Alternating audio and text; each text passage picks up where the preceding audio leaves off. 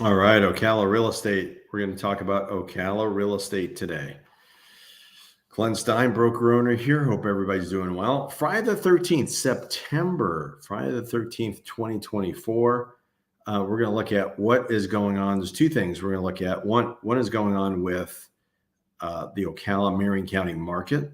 We're also going to be looking at the impact of the changes that have occurred in real estate. Those two things. So let's jump into it. So first thing, look, Glenn Stein, broker owner, realty executive, has been in Ocala myself since 1995, and a broker owner since 2004.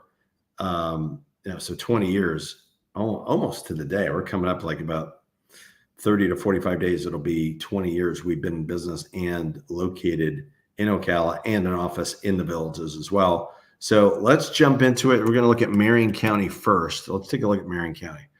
Marion County's got 3,518 properties on the market right now. So 3,518 properties on the market, which is up, right? Like we've seen, I think over the course of this year, we've seen a good, we want about 15 to 16% increase in inventory, which pretty much every market in the Southeast has seen that. It's been really interesting, like more inventory in the marketplace right now. And if you look at it, a couple of things are what's going on. It's making it a little bit more challenging to sell a home. And if you let's look at days on market, like how long is it taking for a home to sell right now? So if we look at the sold properties over the last 30 days, let's narrow it down a bit. Last 30 days. So we're going to go back somewhere, let's say August 1st, when you're at 45 days, we'll do it that way.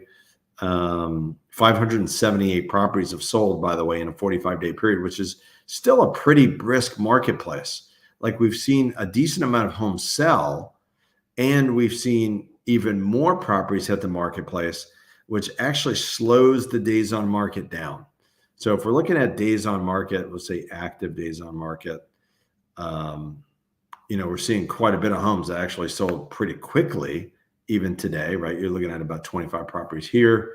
But if you were to look at reverse that, there were just as many properties that took a couple hundred days to actually sell, right? That's what DOM, the closed days on market and active days on market, right? Closed days. So if you're looking at that, and let's take the median. So if we're looking at 500, how many properties? 578, 578. So let's go to like the median, and let's see if we're going to find out what the median days on market is.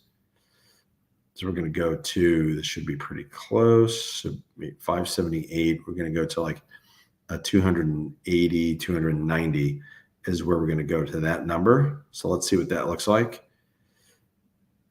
Oops, I think I'm going the wrong way. Bear with me. There we go. Yep. So let's go to like 280. That's probably, yes, we're getting close. So we're looking at like number 275, which is close enough.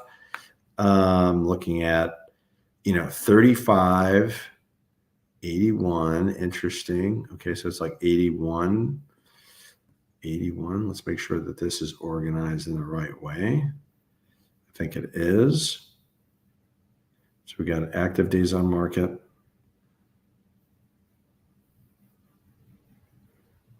Getting there, bear with me. Getting down to the answer. Actually, this is probably a little bit more accurate right here. So yeah, actually super interesting. Like, days on market, yes, they've gotten longer, but you're looking at about 34 days on the market, which is not terrible. It's actually a pretty good marketplace. So if you're wondering, okay, is this a good time to buy or sell?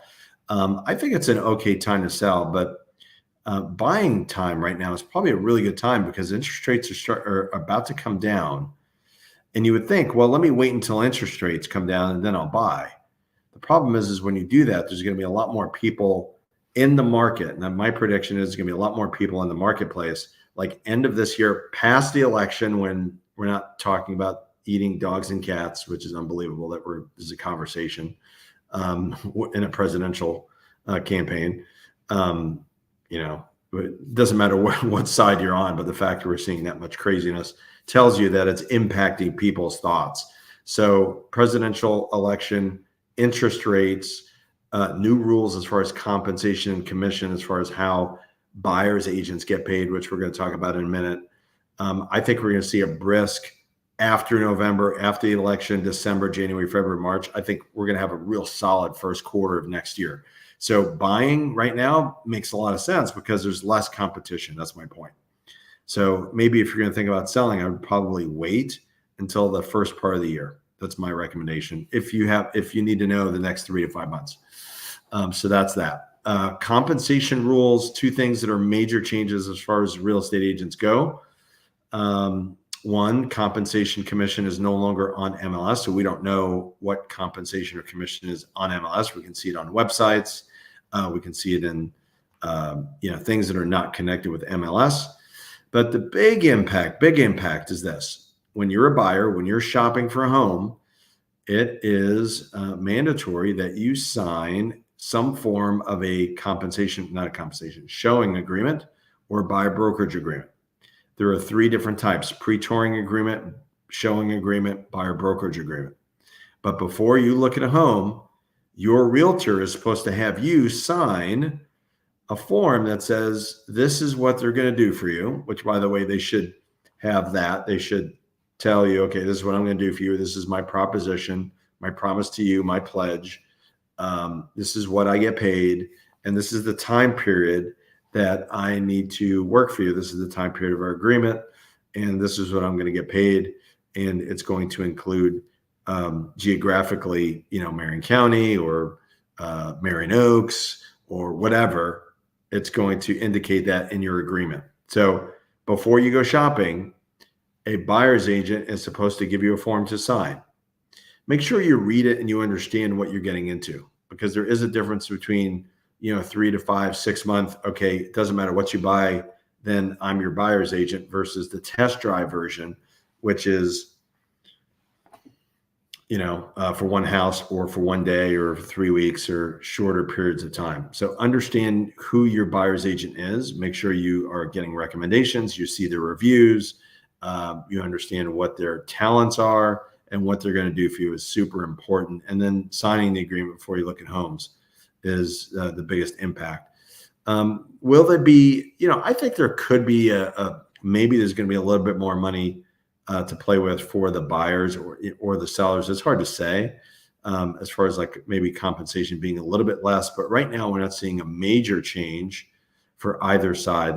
It's I wouldn't say it's business as usual. It's business seems to be very, very similar with different forms and different conversations going on about a buyer's agent commission. I'd say that. So if you have questions, by the way, give me a call.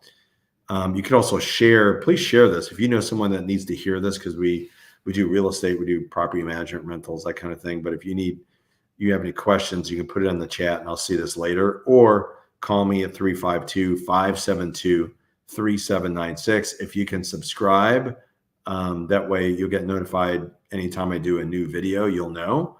And also please that would be absolutely fabulous. Hope everybody has a great weekend. Happy Friday the 13th. Enjoy, be safe, and we'll talk soon. Take care.